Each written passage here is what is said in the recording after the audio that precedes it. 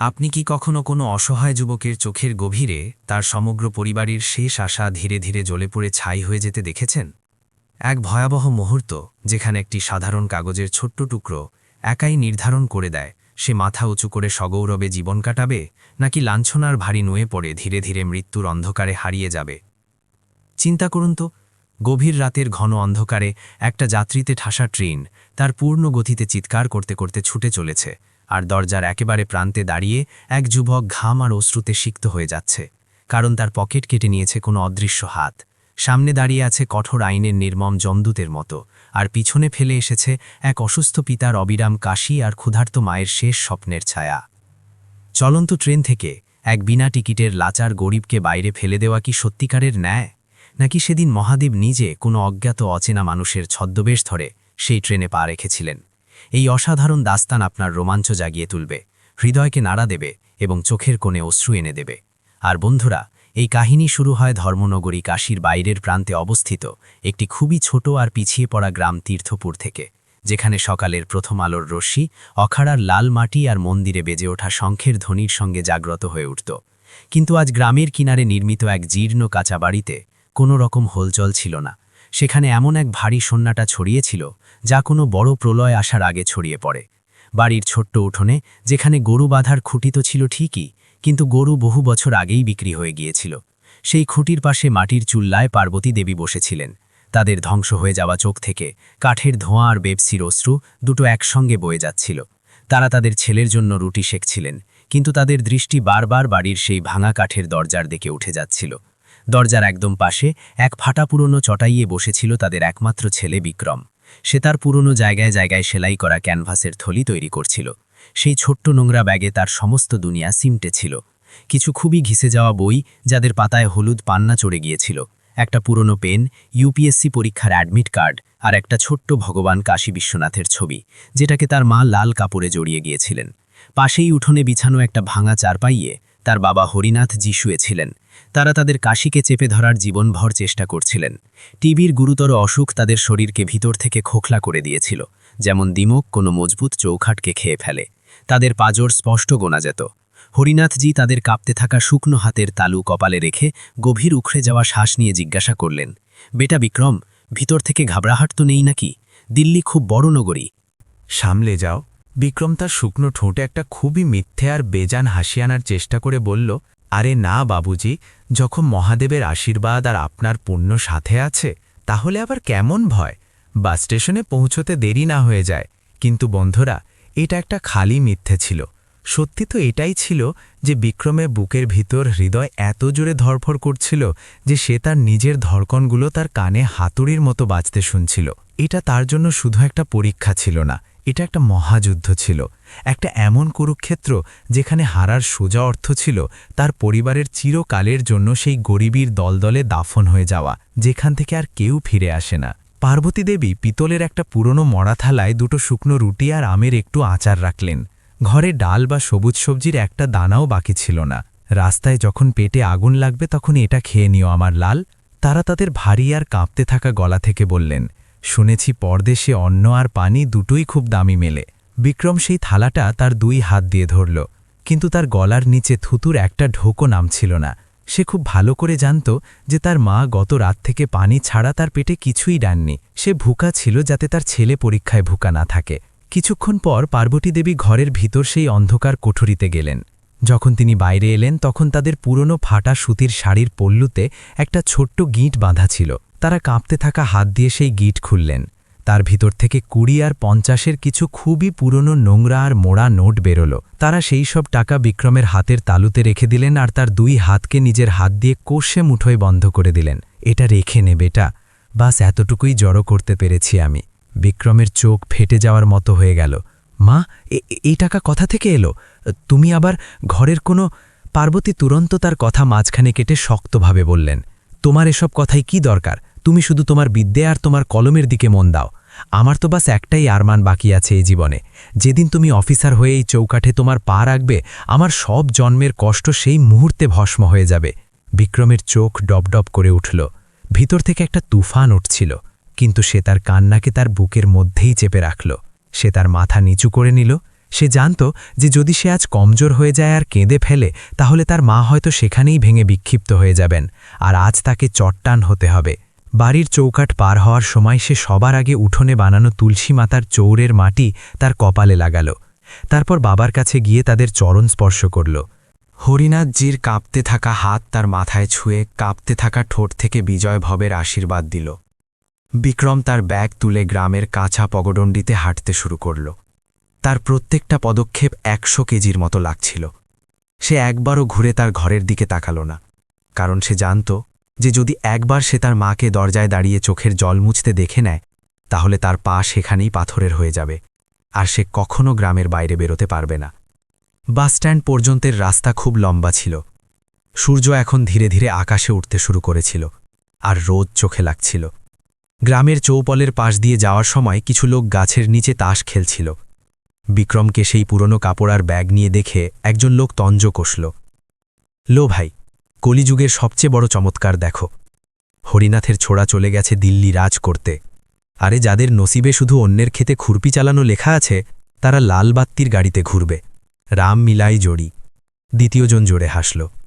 বিক্রমের কান জ্বলে উঠল, তার খুন খল উঠল, কিন্তু সে তার ঠোঁট কামড়ে রাখল। সে শ্রীমদ্ ভাগবত গীতায় পড়েছিল যে যখন সময় আপনার না হয় তখন অপমানের উত্তর মৌন দিয়ে আর ক্রোধের উত্তর নিজের কর্ম দিয়ে দিতে হয়। জবাব দেওয়ায় তকদির বদলায় না, খামোশি সহ্য করে আর মেহনত করে বদলায়। সে চুপচাপ হাঁটতে থাকল আর বাসে গিয়ে এক কোনায় বসে গেল। কয়েক ঘণ্টার থাকা দেওয়া আর উবাউ সফরের পর সে অবশেষে বারাণসী স্টেশনে পৌঁছাল। স্টেশনের সেই বিশাল ইমারত, সেই অথাহ ভিড়, লাল কাপড় পরা কুলিদের দৌড়াদৌড়ি, লাউডস্পিকার থেকে গুঞ্জিত ঘোষণা, এসব দেখে বিক্রম ভিতর পর্যন্ত সহম গেল। গ্রামের শান্তি থেকে বেরিয়ে এই শোরগোলের দুনিয়ায় সে নিজেকে খুব ছোট মনে করছিল। সে তার বুক থেকে সেই পুরনো ব্যাগকে এমন করে কষে চেপে ধরল যেমন কোনো মা ভিড়ের মধ্যে তার ছোট বাচ্চাকে চেপে ধরে। ট্রেন আসতে এখনও অনেক সময় বাকি ছিল। সে প্ল্যাটফর্মের এক অন্ধকার আর শান্ত কোণায় মাটিতে বসে গেল। সে বারবার চেন খুলে তার অ্যাডমিট কার্ড চেক করছিল। তার প্রতি মুহূর্তেই খুব সত্য করছিল যে কোথাও কেউ তার এই স্বপ্ন, তার এই জীবনরেখা না চুরি করে নেয়। কিছুক্ষণ পর লাউডস্পিকারে ঘোষণা হলো, আর দিল্লি যাওয়া ট্রেন প্ল্যাটফর্মে এসে থামল। ট্রেন থামতেই মনে হলো যেন মানুষের একটা স্যালাব ভেঙে পড়েছে। প্রত্যেক মানুষ কাউকে না কাউকে ধাক্কা দিয়ে পিষে প্রথমে ভিতরে ঢুকতে চাইছিল। বিক্রম তার পুরো তাকত লাগিয়ে ধাক্কা খেতে খেতে লোকদের কোনোই সহ্য করে কোনো মতে জেনারেল ডিব্বের ভিতর ঢোকায় সফল হল। কিন্তু ডিব্বের ভিতরের দৃশ্য ভয়ঙ্কর ছিল। সেখানে তিল রাখারও জায়গা ছিল না। শ্বাস নেওয়াও কঠিন হয়ে যাচ্ছিল। ভয়ঙ্কর দুর্গন্ধ, উমস, ঘাম আর লোকদের শোর। লোকেরা একে অপরের ওপর পড়ে যাচ্ছিল। কেউ ফ্লোরে বসেছিল, কেউ তার গাঁটরিতে, তো কেউ শৌচালয়ের দরজার পাশে শুয়েছিল। বিক্রমকে কোথাও জায়গা না পেলে সে দরজার পাশেই একটা লোহার ডান্ডা ধরে দাঁড়িয়ে গেল আর তার ব্যাগকে 2 হাত দিয়ে বুকে ঢালের মতো লাগিয়ে নিল। ট্রেন একটা লম্বা সিটি বাজালো আর ছুপছুপ করে ভারী ঝটকার সাথে স্টেশন থেকে বাইরে বেরোতে শুরু করল। হাওয়ার ঝোঁক ভিতরে আসতে লাগল। কিছুক্ষণ পর যখন একটু রাহাত মিলল তখন বিক্রম ভাবল যে সে তার টিকিট আর টাকা প্যান্টের পকেট থেকে বের করে তার শার্টের ওপরের পকেটে সুরক্ষিত রাখবে, যাতে রাতে টিটি আসার সময় অন্ধকারে পরেশানি না হয়। সে তার বাঁ হাত তার প্যান্টের পকেটে ঢোকালো, আর বন্ধুরা, ঠিক সেখানেই তার পুরো দুনিয়া যেন শূন্য হয়ে গেল। তার শ্বাসের রফতার হঠাৎ থেমে গেল। তার মনে হলো যেন কেউ খুব ধারালো খঞ্জর সোজা তার বুকে গেঁথে দিয়েছে। তার মাথা শূন্য হয়ে গেল। সে ঘাবড়াহাটে কাঁপতে থাকা হাত দিয়ে তার অন্য পকেট চেক করল, কিছু না। তারপর সে পাগলের মতো তার শার্টের পকেট দেখল, খালি। তার বুকের পাঁজর ভেঙে বাইরে বেরোতে চাইছিল। শ্বাস ধোকনির মতো চলতে লাগল। সে তাড়াতাড়ি তার ব্যাগ নিচে রাখল আর তার চেন খুলল। সব বই বাইরে বের করে দিল, কাপড় উলটপালট করে দিল। পেন, অ্যাডমিট কার্ড সব ফ্লোরে ছড়িয়ে গেল। কিন্তু না টিকিট ছিল আর না মায়ের পল্লু থেকে পাওয়া সেই শেষ আশা, সেই সব টাকা যা তার মা হয়তো তার মঙ্গলসূত্র গাঁট রেখে বা বাসন বিক্রি করে জড়ো করেছিলেন, সব লুট হয়ে গিয়েছিল। তার জীবনের একমাত্র দাও শুরু হওয়ার আগেই রাগ হয়ে গিয়েছিল। কিছুক্ষণের জন্য বিক্রমের মনে হলো যে সে এই চলন্ত ট্রেনের দরজা থেকে লাফ দিয়ে দেবে, তার জান দিয়ে দেবে, আর এই দর্দনাক কাহিনীকে চিরকালের জন্য এখানেই শেষ করে দেবে। সে ধীরে ধীরে খোলা দরজার দিকে এগোল। বাইরে ঘন অন্ধকার ছিল আর পটরিয়া তাড়াতাড়ি পিছনে ছুটছিল। কিন্তু পরের সেকেন্ডেই তার কানে বাবার সেই ভয়ঙ্কর কাশি আর মায়ের দর্দ ভরা শব্দ গুঞ্জিত হয়ে উঠল। তুই আমাদের শেষ তিনকা বেটা, তোর ছাড়া আমরা জিতে জি মরে যাব। সে তার পা থামিয়ে নিল আর লোহার গ্রিলকে কষে ধরে নিল। তার চোখ থেকে গরম আর নোনতা চোখের জল ভেঙে বয়ে যেতে লাগল, কিন্তু সে তার ঠোঁটকে দাঁত দিয়ে এত জোরে চেপে ধরল যে তাদের থেকে রক্তের এক ফোঁটা ছলকে এলো। সে ঠিক করল যে সে তার কান্নার আওয়াজ এই নির্দয় দুনিয়ার সামনে বাইরে আসতে দেবে না। তার ভিতরে বসা ভয় চিৎকার করে জিজ্ঞাসা করল, যদি বিনা টিকিটে ধরা পড়ে তাহলে সোজা জেলে যাবে, পুরো ভবিষ্যৎ বরবাদ হয়ে যাবে। কিন্তু তার আত্মা থেকে দ্বিতীয় আওয়াজ এলো, যদি আজ ফিরে যাই তাহলে বাবার ওষুধ কিভাবে আসবে, মাকে কি জবাব দেব? যা হবে মহাদেব দেখবেন, আমি পরীক্ষা দিতে যাব। যা শাস্তি মেলে। সে চোখের জল মুছে তার রিড়ের হাড় সোজা করে দাঁড়িয়ে গেল। ট্রেন এখন পুরো রফতারে হাওয়া চিরে গন্তব্যের দিকে ছুটছিল। বাইরের অন্ধকার গাঢ় হয়ে যাচ্ছিল। গ্রাম, ক্ষেত আর স্টেশন সব খুব তাড়াতাড়ি পিছনে ছুটে যাচ্ছিল। তার কাছে একদমও আন্দাজ ছিল না যে এই সফরের শেষ কি হবে। সে বাস এক অজানা সুড়ঙ্গে চলে যাচ্ছিল, যেখান থেকে ফেরার কোনো রাস্তা ছিল না। কিন্তু তখনই সেই খাঁচাখাঁচ ভরা শোরগোলের ডিব্বের অন্য ছোর থেকে একটা খুবই শক্ত, কঠোর আর রোবদার আওয়াজ গুঞ্জিত হল, যা ডিব্বের ভিতরে বসা প্রত্যেক মানুষের শ্বাস এক পলের জন্য থামিয়ে দিল। টিকিট! সবাই নিজের নিজের জায়গায় থাকুন আর নিজের টিকিট বের করে হাতে রাখুন, কোনো বাহানা চলবে না। কালো কোট আর সাদা শার্টে এক মহিলা টিটি, যার চোখে এক অদ্ভুত শক্তি ছিল, ডিব্বের ভিড় ছিঁড়ে সামনে এগিয়ে আসছিল। তার ঠিক পিছনে এক ভারী ভরকম রেলওয়ে পুলিশের জওয়ান ডান্ডা নিয়ে দাঁড়িয়েছিল। বিক্রমের গলা একদম শুকিয়ে কাটা হয়ে গেল। তার পা সেই লোহার ফ্লোরে এমন জমে গেল যেন কেউ তাদের ভারী কিল দিয়ে ঠুকে দিয়েছে। সেই বুটের আওয়াজ খট খট খট ধীরে ধীরে এক এক যাত্রীকে চেক করে তার দিকেই এগিয়ে আসছিল।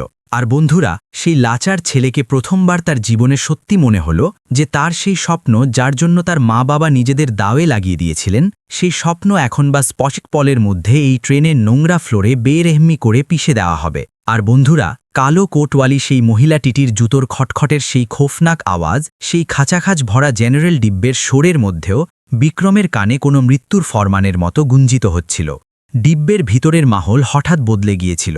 যারা এখনও বিড়ি খাচ্ছিল বা জোরে জোরে হাসতে হাসতে তাসের পাতা ফেলছিল, তারা সব হঠাৎ দুপকে বসে গেল।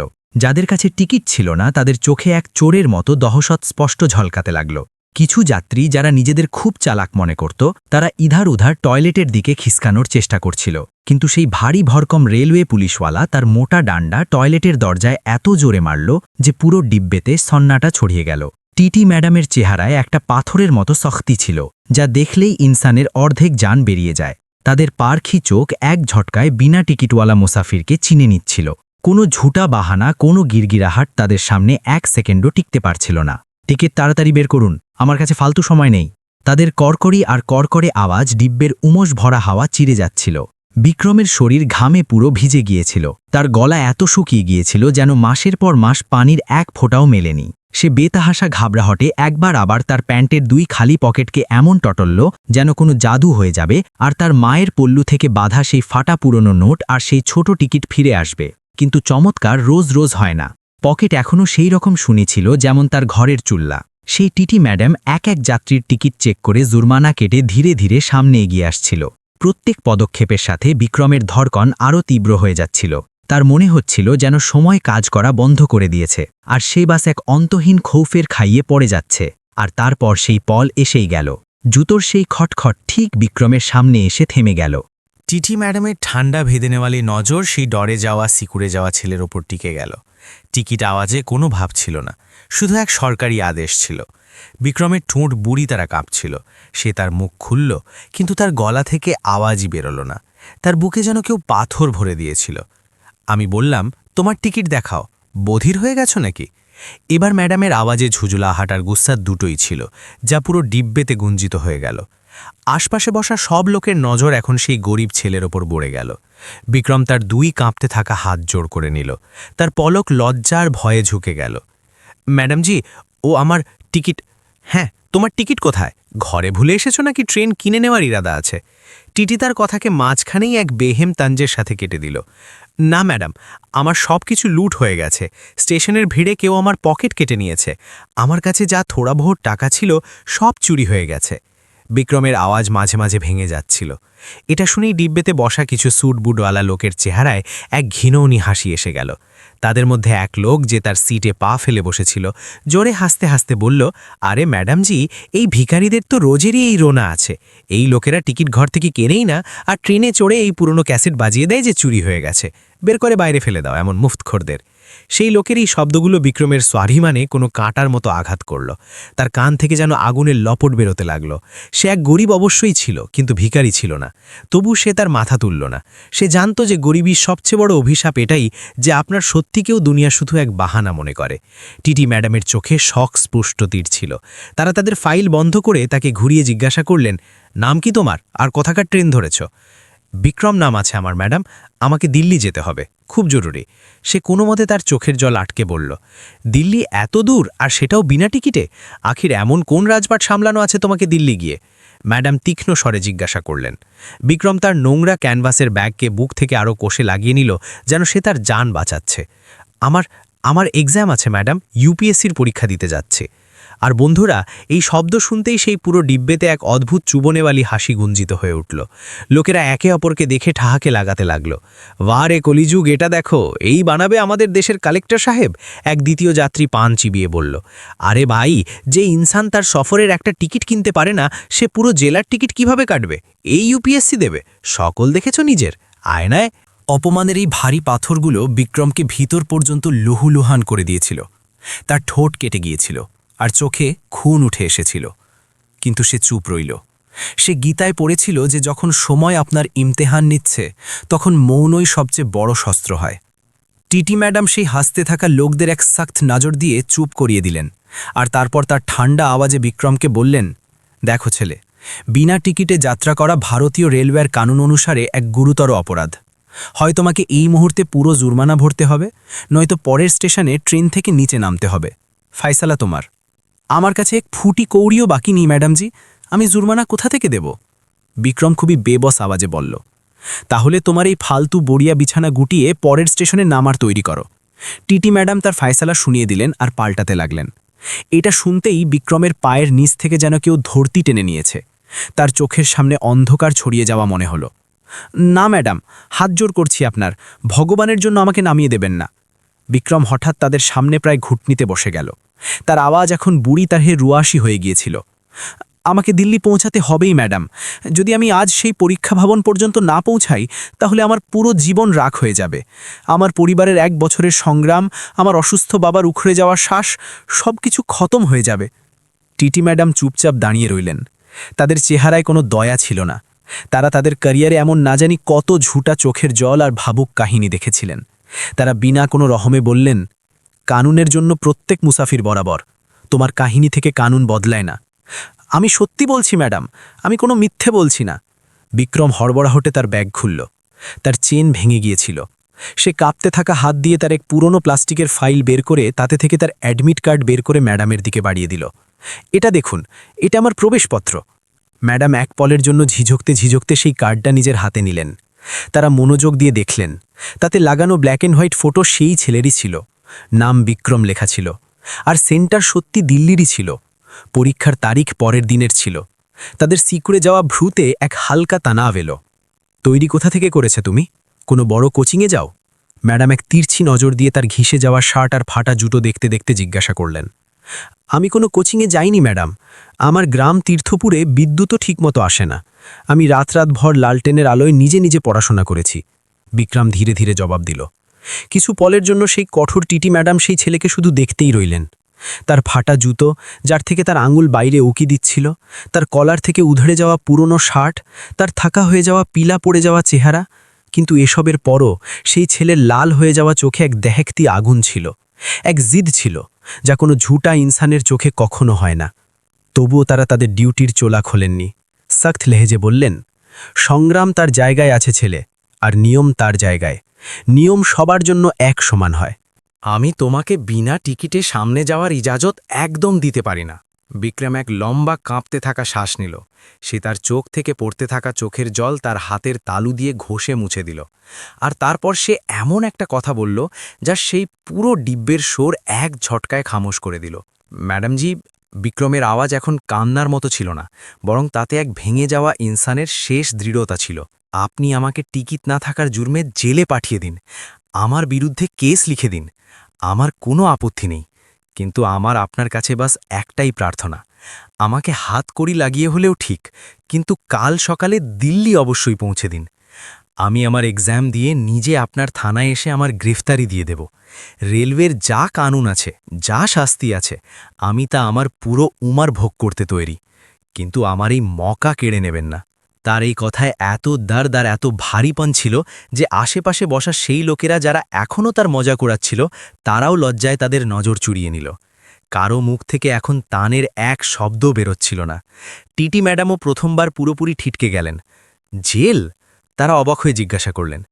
হ্যাঁ ম্যাডাম, আমার মঞ্জুর আছে প্রত্যেক শাস্তি, বাস একবার আমাকে সেই পর্চা লিখতে দিন। বিক্রমের চোখে এখন ভয় ছিল না, বাস এক হারা যুদ্ধকে জেতার শেষ তরফ ছিল। টিটি ম্যাডাম তার নজর তার থেকে সরিয়ে নিলেন। তাদের কপালে লকির উঠে এসেছিল, যেন তাদের ভিতর এক খুব বড় দ্বন্দ্ব চলছিল। একদিকে তাদের ফার্স ছিল, তাদের ডিউটি ছিল, আর অন্যদিকে এক এমন ছেলে ছিল যে তার ভবিষ্যতের জন্য তার পুরো জীবন গার্ড রাখতে তৈরি ছিল। তখন তাদের পিছনে দাঁড়ানো রেলমে পুলিশের সেই ভারী জওয়ান তার কড়কড়ে আওয়াজে বলল, আরে ম্যাডামজি, কি আপনিও এই ছেলের ফালতু কথা এসে যাচ্ছেন? এসব ইমোশনাল ব্ল্যাকমেল করার হাতকান না হয়। গাড়ির রফতার কম হয়ে যাচ্ছে, পরের স্টেশন বাস আসারই আছে। আমি এর গিরেবান পাকড়ে এটাকে এখানেই উতার ফেলে দিচ্ছি। আপনার কিমতি সময় কেন বরবাদ করবেন? জওয়ানের কথা শুনতেই বিক্রমের বুক জোরে ধরপড় করতে লাগল। সে জানলা থেকে বাইরে ঝুঁকে দেখল, হ্যাঁ, জওয়ান ঠিক বলছিল। ট্রেনের পিয়ের গড়গড়াহট এখন ধীরে পড়তে লাগল। দূর অন্ধকারে প্ল্যাটফর্মের পিলা আর মধ্যম রশ্মি দেখা যাচ্ছিল। মনে হচ্ছিল যেন স্টেশনের সেই প্রত্যেক খাম্বা, সেই প্রত্যেক বাত্তি তার স্বপ্নের কফনে শেষ কিল ঠোকার জন্য সামনে এগিয়ে আসছে। সামনে বসা সেই ঘামান্ডি লোক আবার জহর উগলল। হ্যাঁ, বের করো এটাকে বাইরে।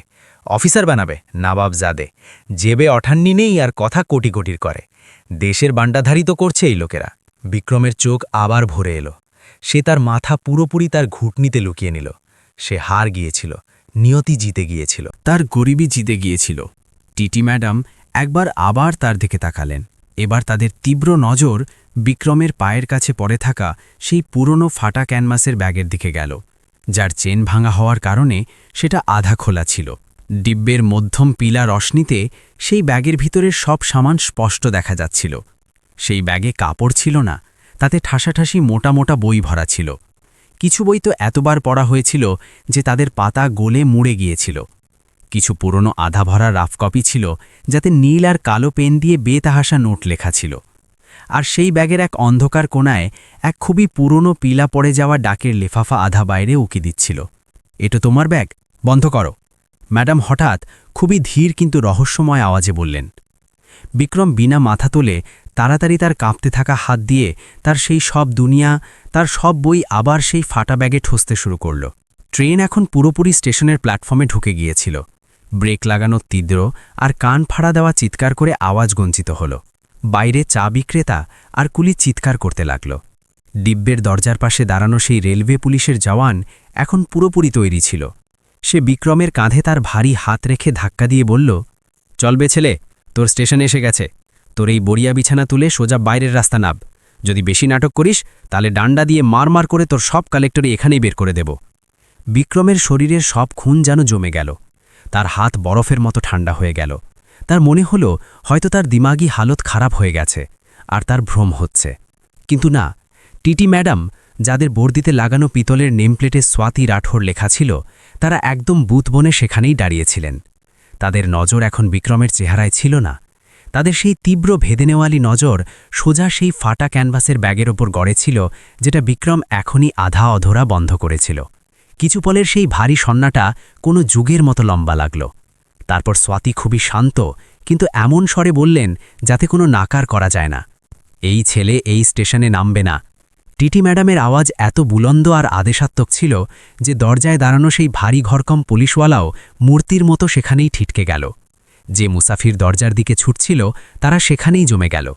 সেই ছোট্ট দুর্গন্ধময় জেনারেল ডিব্বের সেই অংশে হঠাৎ শ্মশানের মতো খামোশি ছড়িয়ে গেল। বাইরে প্ল্যাটফর্মে সরছিল, কিন্তু ভিতরে কারো শ্বাস নেওয়ার আওয়াজও আসছিল না। বিক্রম ঘাবড়ে ধীরে ধীরে তার চোখ খুলল। তার মনে হলো হয়তো তার দিমাগি হালত খারাপ হয়ে গেছে আর তার ভ্রম হচ্ছে। কিন্তু না, টিটি ম্যাডাম, যাদের বর্দিতে লাগানো পিতলের নেম প্লেটে স্বাতী রাঠোর লেখা ছিল, তারা একদম বুথ বনে সেখানেই দাঁড়িয়েছিলেন। তাদের নজর এখন বিক্রমের চেহারায় ছিল না। তাদের সেই তীব্র ভেদে নেওয়ালি নজর সোজা সেই ফাটা ক্যানভাসের ব্যাগের উপর গড়ে ছিল, যেটা বিক্রম এখনই আধা অধরা বন্ধ করেছিল। কিছু পলের সেই ভারী সন্নাটা কোনো যুগের মতো লম্বা লাগল। তারপর স্বাতী খুবই শান্ত কিন্তু এমন স্বরে বললেন যাতে কোনো নাকার করা যায় না, তোমার এই ব্যাগ আবার পুরো খোলো ছেলে। বিক্রমের হাত বুড়ি তরে কাঁপতে লাগল। তার বোঝা যাচ্ছিল না যে এখন এটা কোনো নতুন তমাশা হতে যাচ্ছে, কিন্তু তার কাছে আদেশ মানা ছাড়া কোনো চারা ছিল না। সে কাঁপতে থাকা আঙুল দিয়ে সেই ফাটা ব্যাগের মুখ একবার আবার পুরো খুলে দিল, আর তার সেই পুরো বিক্ষিপ্ত দুনিয়া, সেই সব পাতা, সেই সব সংগ্রাম, সেই কঠোর টিটি ম্যাডামের সামনে বেপর্দা হয়ে গেল। আর বন্ধুরা, সেই ছোট্ট ডিব্বেতে ছড়ানো শ্মশানের মতো সন্নাটের মাঝে টিটি স্বাতী রাঠোর ধীরে ধীরে সামনে এগোলেন। তাদের বর্দির খনক সেই ভারী খামোশিতে স্পষ্ট শোনা যাচ্ছিল। তারা নিজে একটু ঝুঁকে নিজের হাত দিয়ে বিক্রমের সেই ফাটা ব্যাগের ভিতর হাত ঝোঁকালেন। সেখানে কোনো কিমতি সামান ছিল না, বরং সেই বই ছিল যাদের দেখলেই বোঝা যাচ্ছিল যে কেউ তাদের শুধু পড়েনি, বরং তাদের জিয়েছে। স্বাতী এক খুবই মোটা পাতা থেকে উধরে যাওয়া ইতিহাসের বই বাইরে বের করলেন। তার প্রত্যেক পাতার কিনারায় নীল আর লাল পেন দিয়ে খুবই বারিক অক্ষরে নোট লেখা ছিল। কিছু পাতায় তো শাহির সাথে সাথে শুকনো চোখের জল আর ঘামের দাগও স্পষ্ট দেখা যাচ্ছিল। এটা কোনো আমির বাপের ছেলের শখের পড়াশোনা ছিল না, এটা এক এমন ছেলের মহাসংগ্রাম ছিল যে তার কিসমতের লাকিরের সাথে লড়ছিল। তখনই স্বাতীর তীব্র নজর সেই পিলা পড়ে যাওয়া মোড়া তাঁড়াডাকের লিফাফায় গিয়ে টিকে গেল, যেটা বইয়ের মাঝে চাতা ছিল। তারা যেইমাত্র তাদের হাত সেই লিফাফার দিকে বাড়ালেন, বিক্রম ঘবড়াহটে বুড়ি তরে কাঁপে উঠল। ম্যাডামজি, ওটা ওটা আমার মায়ের চিঠি। বিক্রম দুই হাত জোড় করে রুয়াশি আওয়াজে বলল। স্বাতী এক পলের জন্য বিক্রমের সেই লাল ডরে যাওয়া চোখে দেখলেন, আর তারপর খুবই খামোশিতে সেই লিফাফা খুলে দিলেন। ভিতরে এক খুবই সস্তা খুরদুরা কাগজ ছিল, যাতে কোনো খুবই কাঁপতে থাকা হাত থেকে টেঢ়ে মেঢ়ে অক্ষরে কিছু লেখা ছিল। ডিব্বেতে থাকা প্রত্যেক ইনসানের শ্বাস থেমেছিল। স্বাতী তাদের নজর সেই টেঢ়ে মেঢ়ে অক্ষরের উপর দড়ালেন। তাতে লেখা ছিল, বেটা বিক্রম, আমরা অনপর গাঁয়ের লোক, আমাদের দুনিয়াদারির কোনো জ্ঞান নেই, কিন্তু আমরা এতটুকু অবশ্যই জানি, আমার লাল, যে যদি তুই জীবনের এই যুদ্ধে হার যাস, তাহলে আমরা তোর, বাবুজি আর আমি জিতে জি চিতায় শুয়ে পড়ব। তুই ডরবি না বেটা, কাশী বিশ্বনাথের উপর ভরসা রাখ। যখনই হিম্মত টুটে, তখন বাস এতটুকু মনে রাখ যে তোর মায়ের শেষ শ্বাস তোর সেই অ্যাডমিট কার্ডে বসে আছে। মহাদেব সবসময় তোর সাথে আছেন। চিঠির সেই শেষ শব্দ পড়তেই সেই শক্ত আর পাথরদিল মানা যাওয়া টিটি ম্যাডামের হাত হঠাৎ কাঁপতে লাগল। তাদের আঙুলে এক অদ্ভুত সেহরন দৌড়ে গেল। তারা খুবই তাড়াতাড়ি, যেন কোনো খুব পবিত্র জিনিস ছুঁয়ে ফেলেছেন, সেই কাগজটা আবার লিফাফায় মুড়ে লিখে দিলেন। ডিব্বেতে বসা সেই তামাম স্যুট বুটওয়ালা মুসাফির, যারা কিছুক্ষণ আগে বিক্রমের গরিবীর গন্দা মাজা করাচ্ছিল, এখন লজ্জায় তাদের নজর ফ্লোরে গড়িয়ে বসেছিল। কারো মুখ থেকে এখন তানের এক শব্দও বেরোচ্ছিল না। স্বাতী এক গভীর শ্বাস নিলেন। তাদের চোখে এক পলের জন্য এমন নমি তুরিয়ে গিয়েছিল, যাকে তারা খুবই মুশকিলে পলক ঝাপকা করে লুকিয়ে ফেললেন। তারা ধীর কিন্তু ভারী আওয়াজে বিক্রমকে জিজ্ঞাসা করলেন, ঘরে কামাওয়ালা আর কে আছে ছেলে? বিক্রম তার মাথা নিচু করে নিল। এটা এমন এক প্রশ্ন ছিল যা সবসময় তার স্বাভিমানকে ছলুনি করে দিত। আমার মা অন্যের ঘরে বাসন মাজেন। ম্যাডামজি, পিতাজিকে গুরুতর টিবি আছে, তারা বিছানা থেকে উঠতে পারেন না। স্বাতী কয়েক সেকেন্ড পর্যন্ত একদম বুথ বনে সেখানেই দাঁড়িয়ে রইলেন।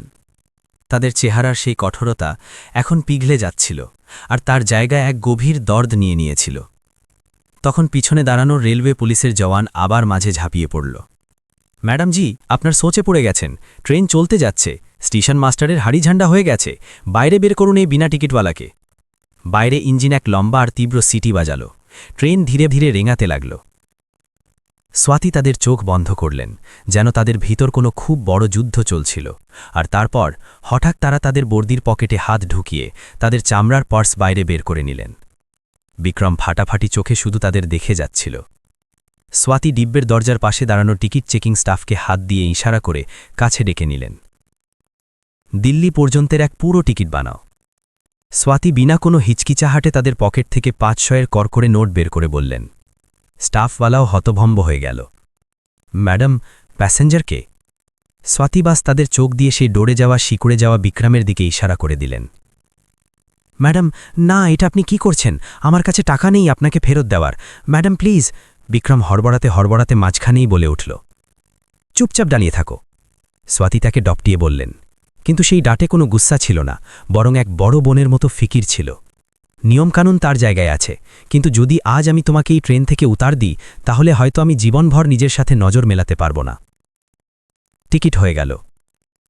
স্বাতী সেই কাগজের টুকরোটা, যা বিক্রমের জন্য তার পুরো জীবনের পারোয়ানা ছিল, তার কাঁপতে থাকা হাতে থামকে দিলেন। বিক্রম থেকে আর রাখা গেল না, তার সবারের বাঁধ ভেঙে গেল, আর তার চোখ থেকে চোখের জলের ধার বয়ে এলো। সে সেই টিকিটকে তার বুকে লাগিয়ে বাচ্চাদের মতো ফুট ফুট করে কাঁদতে লাগল। স্বাতী তাদের ব্যাগ থেকে পানির এক বোতল বের করে তার দিকে বাড়িয়ে দিলেন। ল, মুখ ধুয়ে নাও। তোমার আর আমাকে কোনো ধন্যবাদ বলার দরকার নেই। বাস এক কথা আমার মনে রাখো ছেলে, যখন তুমি সত্যি সেই বড় অফিসার হয়ে যাবে না, তখন কখনো কোনো লাচার আর গরিব ইনসানকে এই বেজান নিয়মের আড়ালে পিষতে দেবে না। বাস পাস হয়ে যাও তুমি, মহাদেব তোমার সাথ দেবেন। ট্রেন এখন পুরো রাফতার পেয়ে গিয়েছিল। স্বাতী সেখান থেকে ঘুরে অন্য ডিব্বের দিকে চলে গেলেন, কিন্তু বিক্রম তার জায়গায় সেই রকম বসে রইল। সেই রাতের গড়গড়াহটের মাঝে বিক্রমের মনে হলো যেন স্বয়ং ভগবান সেই কালো বর্দিতে এসে তার ডুবতে থাকা নৌকোকে পার লাগিয়ে দিয়েছেন। আর বন্ধুরা, পরের দিনের সকাল দিল্লি স্টেশনের ভাগ দৌড় কোনো ভুল ভুলাইয়া থেকে কম ছিল না। ধোঁয়া আর ঠান্ডার মাঝে লাখো লোকের ভিড়। বিক্রম ট্রেন থেকে নিচে নামল, তখন তার মনে হলো যেন সে কোনো অন্য গ্রহে চলে এসেছে। এখানে না তার কোনো রাস্তা জানা ছিল, তার কাছে এক টাকাও ছিল না, আর না থাকার কোনো ঠিকানা। সে স্টেশনের বাইরে এসে এক কোনায় তার ব্যাগ নিয়ে হতাশ হয়ে দাঁড়িয়ে গেল। তার বোঝা যাচ্ছিল না যে পরীক্ষা কেন্দ্র পর্যন্ত কিভাবে পৌঁছবে। তখনই তার পেছন থেকে এক খুবই পরিচিত আর শান্ত আওয়াজ এলো, এক্সাম সেন্টারের ঠিকানা কোথায় তোমার? বিক্রম ঝটকা দিয়ে পেছনে ঘুরে দেখল, সে স্বাতী ম্যাডাম ছিলেন, কিন্তু এবার তারা বর্দি পরেননি, বরং এক সাধারণ সালোয়ার স্যুট পরেছিলেন। তাদের চেহারায় রাতভর জাগার থাকান স্পষ্ট দেখা যাচ্ছিল। ম্যাডামজি, আপনি এখানে? বিক্রম অবাক হয়ে গেল। আমার নাইট ডিউটি খতম হয়ে গিয়েছিল, ভাবলাম দেখি তুমি ঠিকমতো পৌঁছে গেছ কিনা। স্বাতী খুবই সাধারণ ভঙ্গিতে বললেন, আর তার হাত থেকে অ্যাডমিট কার্ড নিয়ে নিলেন। ঠিকানা দেখে তিনি বললেন, সেন্টার এখান থেকে খুব দূর, তুমি একাই শহরে ভাটাক যাবে, চলো আমার সাথে। স্বাতী বাইরের রাস্তা থেকে এক অটো থামিয়ে নিলেন, আর অটোওয়ালাকে পরীক্ষা কেন্দ্রের পাশের এক এলাকার নাম বললেন। বিক্রম আবার মানা করার চেষ্টা করল, ম্যাডামজি, আমার কাছে অটোর ভাড়া দেওয়ার জন্য এক পয়ও নেই। স্বাতী অটোওয়ালার হাতে টাকা রেখে বিক্রমকে বললেন, এখন তুমি আমার সাথে কোনো বাহাস করবে না, চুপচাপ বসো। কিছুক্ষণ পর সেই অটো এক খুবই সাধারণ ছোট লজের সামনে এসে থামল। স্বাতী লজের মালিকের সাথে কথা বললেন, আর নিজের পকেট থেকে টাকা বের করে বিক্রমের জন্য একদিনের ঘর বুক করে দিলেন। বিক্রমের চোখ ছলকে এলো, সে স্বাতীর সামনে হাত জোর করে দাঁড়িয়ে গেল। ম্যাডামজি, আখির আপনি এক অজানি মানুষের জন্য এত সব কিছু কেন করছেন? আমার মতো গরিবের উপর এত বড় হেসান কেন? তার আওয়াজ বুড়ি তারা কাঁপছিল। স্বাতী কিছু পলের জন্য একদম শান্ত হয়ে গেলেন। তারপর তারা এক খুবই গভীর আর দার্দভরা শ্বাস নিলেন। তাদের চোখে অতীতের কিছু খুবই কড়া আর রুলা দেওয়া পাতা খুলে গিয়েছিল, কারণ বিক্রম স্বাতীর আওয়াজে এক অদ্ভুত ভারীপন ছিল।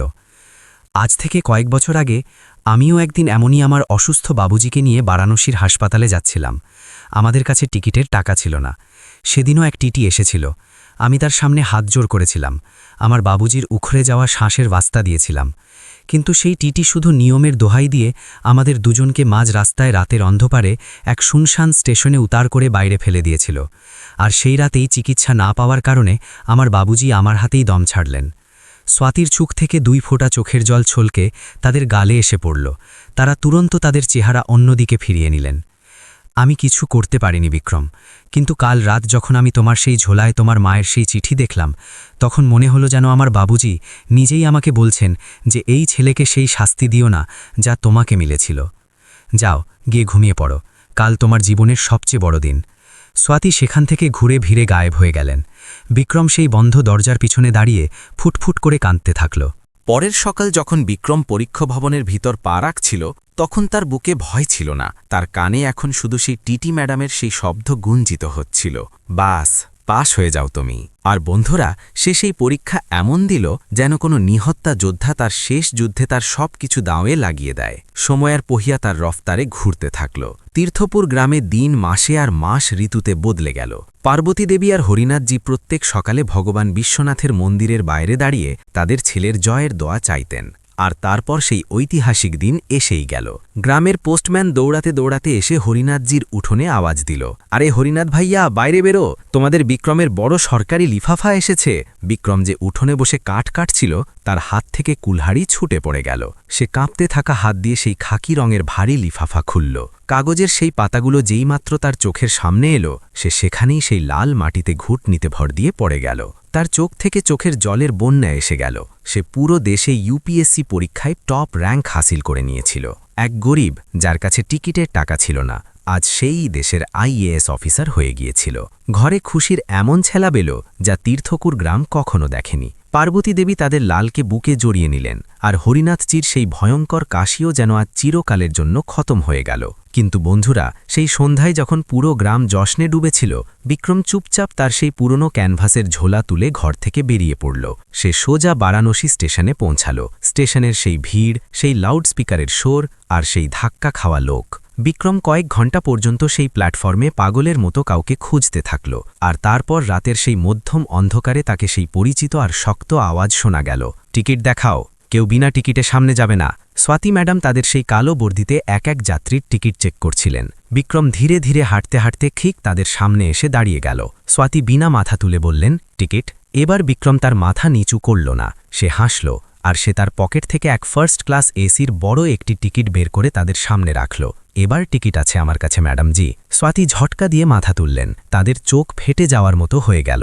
বিক্রম তার সেই সাধারণ কাপড়ে দাঁড়িয়েছিল, কিন্তু আজ তার চেহারায় এক আলাদা তেজ ছিল। তুমি? স্বাতীর মুখ থেকে বাস এতটুকুই বেরোল, আমি পাশ হয়ে গেছি ম্যাডাম, আমি আইএএস হয়ে গেছি। বিক্রম হাত জোড় করে বলল।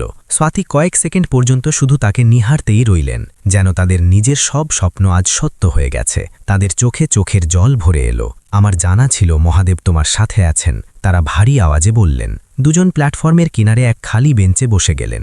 বিক্রম এক গভীর শ্বাস নিয়ে স্বাতীর চোখে সোজা দেখতে দেখতে বলল, ম্যাডাম, আজ আমি এখানে এক অফিসার হয়ে আসিনি, আমি আজ সেই বিনা টিকিটওয়ালা লাচার ছেলে হয়ে এসেছি, যাকে আপনি সেই রাতে ট্রেন থেকে নিচে পড়তে দেননি। স্বাতী এক ফিকে হাসির সাথে বললেন, এখন তোমার দুনিয়া খুব আলাদা হয়ে গেছে বিক্রম, তুমি এই দেশের কালেক্টর হয়ে গেছ, আর আমি এক সাধারণ টিটি। যাও, গিয়ে তোমার পদভার সামলাও। না স্বাতীজি, বিক্রম প্রথমবার তাদের নাম নিল। আমার দুনিয়া তো সেই রাতেই বদলে গিয়েছিল যখন আপনি নিজের টাকা দিয়ে আমার টিকিট কাটিয়েছিলেন। আমি এত মাস ধরে বাস এটাই ভেবেছি যে যদি আপনি না থাকতেন তাহলে আজ বিক্রম কিছুই হতো না। সে ধীরে তার হাত সামনে বাড়িয়ে স্বাতীর কাঁপতে থাকা হাতকে নিজের হাতে নিয়ে নিল। আপনি কি আমার জীবনের এই সফরে চিরকালের জন্য আমার হামসাফার হয়ে যাবেন? আপনি কি আমার স্ত্রী হয়ে যাবেন? স্বাতী বুলিতরে কেঁপে উঠলেন। তারা তাদের হাত পিছনে টেনে নিতে চাইলেন। এটা তুমি কি বলছো? তুমি এক আইএএস, আমি তোমার লায়েক? আমার জীবনের সবচেয়ে বড় পোস্ট, সেই ইনসান যে আমাকে তখন সাহারা দিয়েছিল যখন আমার আপনজনরাও আমাকে তানে মেরেছিল। বিক্রম পুরো দৃঢ়তার সাথে বলল, যদি আপনি না মানেন তাহলে আমি আজও সেই বিনা টিকিটওয়ালা ছেলের মতো খালি হাতে ফিরে যাব। স্বাতীর শবরের শেষ বাঁধ ভেঙে গেল, আর সে সেখানেই তার বর্দিতে মুখ লুকিয়ে কাঁদতে লাগল। কিন্তু এই চোখের জল বেবুশির ছিল না, বরং এক মোকাম্মাল ইশক আর গভীর সম্মানের ছিল। আর বন্ধুরা, কিছু মাস পর সেই তীর্থপুর গ্রামে, যেখানে একসময় বিক্রমকে তানে শুনতে হতো, সেখানে আজ সহনাইয়ের গুঞ্জ আকাশ চিরে যাচ্ছিল। এক খুব বড় মণ্ডপ সাজানো ছিল। পুরো জেলা প্রশাসন আর গ্রামের লোক হতভম্ব ছিল। এক আইএএস অফিসার তার দুলহন বানিয়ে কোনো বড় নেতার মেয়েকে নয়, বরং এক সাধারণ টিটি স্বাতী রাঠোরকে ঘরে নিয়ে আসছে। যখন বেদির সামনে বসে বিক্রম স্বাতীর লাল সিঁদুর ভরল, তখন পার্বতী দেবীর চোখ খুশিতে ছলকাচ্ছিল। স্বাতী ঝুঁকে যেইমাত্র হরিনাথজি আর পার্বতী দেবীর চরণ স্পর্শ করলেন, তখন পার্বতীজি তাদের গলায় জড়িয়ে নিলেন। সেই অনাথ স্বাতীরাজ প্রথমবার মনে হল যেন সত্যি মহাদেব তাকে তার নিজের পরিবার ফিরিয়ে দিয়েছেন। বিক্রম স্বাতীর কানে খুবই ধীরে ধীরে বলল, সেই রাতে ট্রেনে আপনি আমাকে আমার মঞ্জিল পর্যন্ত পৌঁছে দিয়েছিলেন। আজ থেকে জীবনের এই সফরে আমরা দুজন একসাথে চলব। স্বাতী চোখের জল ভরা হাসির সাথে তার মাথা তার বুকে রেখে দিলেন। তো বন্ধুরা, জীবনের পটরি শুধু লোহার হয় না, কখনো কখনো এটা কোনো ইনসানের এক ছোট্ট নেকির থেকেও সঠিক রাস্তায় এসে যায়। ইনসানিয়ত কখনো হারতে পারে না, বশর্তে কোনো এক ইনসান তার দিল বড় করার ফয়সালা করে নেয়। কারো সাহায্য করার জন্য জেবের ভারী হওয়া জরুরি নয়, বাস আত্মার আমির হওয়া যথেষ্ট। কে জানে, আপনার এক ছোট্ট সাহায্য কালকে আপনারই জীবনের সবচেয়ে বড় খুশি হয়ে যাবে। আপনার কি মনে হয় বন্ধুরা, যদি আপনি স্বাতীর জায়গায় থাকতেন, তাহলে কি সেই কঠোর নিয়মের পালন করে সেই গরিব বিক্রমকে চলন্ত ট্রেন থেকে উতার করে বাইরে ফেলে দিতেন, নাকি ইনসানিয়তের ধর্ম নিবাহ করে তার ডুবতে থাকা জীবনকে পার লাগাতেন? আপনার কি ফয়সালা হতো, নিয়ম নাকি ইনসানিয়াত? আপনার চিন্তা অবশ্যই বলুন, কারণ কে জানে আপনার এক সোচ কোনো অন্য ইনসানের পুরো দুনিয়া বদলে দেবে।